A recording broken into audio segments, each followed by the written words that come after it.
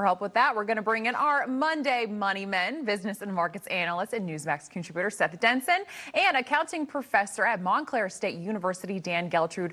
Good morning, gentlemen. Let's head straight into those markets. They closed mixed on Friday. This morning, futures are also mixed ahead of the opening bell. Okay, so investors will certainly be watching for the latest CPI data this week.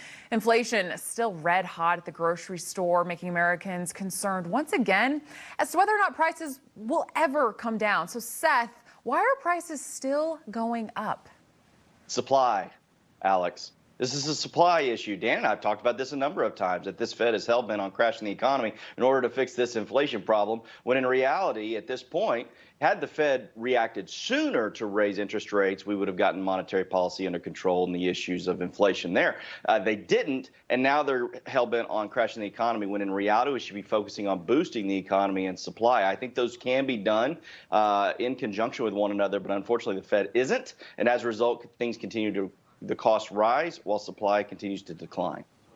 Well, let's stay with inflation and supply. Dan, Walmart doing its part to protect its customers, or trying to. The country's biggest retailer now pushing back on one of its major product suppliers who just continue to keep raising those prices. What do you make of the retailer now pushing customers towards its private labels?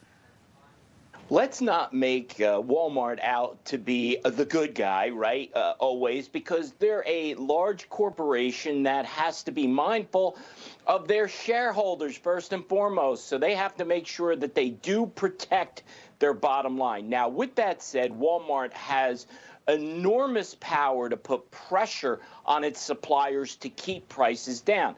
My guess here is moving to private labels is driven by, yes, they may be cheaper, but I bet you if we look behind the curtain there, Walmart is probably keeping their margins up that way as well. Good point, Dan. Let's turn our attention now to Meta, which labeled 2023 the year of efficiency. But Seth, it kind of seems like Meta's off to an inefficient start. Can you explain this? Yeah, apparently they're paying employees to do absolutely nothing right now. And that's in large part because now that Mr. Zuckerberg has come out and made this announcement, what they have not done is followed through on their budgetary structure. And so from an organizational perspective, sounds like they need a better COO to go out there and outline what these folks are supposed to be doing, because right now, because they don't have budgets, these folks aren't doing anything. They're just sitting around collecting a paycheck, waiting to be told what to do on these projects that may or may not get cut. So the year of efficiency, not so efficient in the way it's being kicked off. Not so far. Let's talk a little Starbucks. So the coffee lovers, they won't like this one too much. So starting today, the coffee company will be changing its rewards program. And Dan, I don't think the consumers are going to be too happy. Probably not. Listen, I'm not usually a Starbucks drinker, and part of the reason is, as an accountant, I'm a little bit on the frugal side, and you know their products are pretty expensive. So I think that there's a lot of concern there with Starbucks customers related to, hey, now we're going to have impact to our rewards program. Maybe it's time to look down the street for another cup of coffee. Yeah, it's a little pricey, not going to lie. Of course, Valentine's Day is tomorrow. It's going to cost Cupids a lot more this year. Seth, it seems inflation, though, is not really a factor when it comes to love, even if it means lovebirds are putting it all on their card. Seth, Mrs. Denson, she's probably in for something pretty good tomorrow, I hope. Tell us about how much people are spending for Valentine's Day.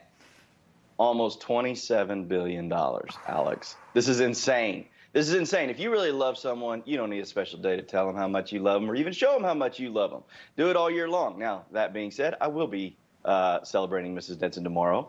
So I will be showing her that I love her a little extra tomorrow and spending some money, perhaps some roses, chocolate, shh, don't tell. But I'm taking her to the Dallas Stars game. Big hockey fan. Ooh. That's what she wanted to do. That's what she's going to get to do. See, I like that. Having experiences like going to an NHL game, that is so much fun. I really like that idea. Hope she's not watching, because I didn't want to spoil it.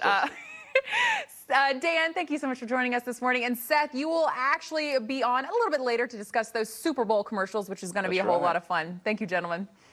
Thanks, y'all. Thank you. All right.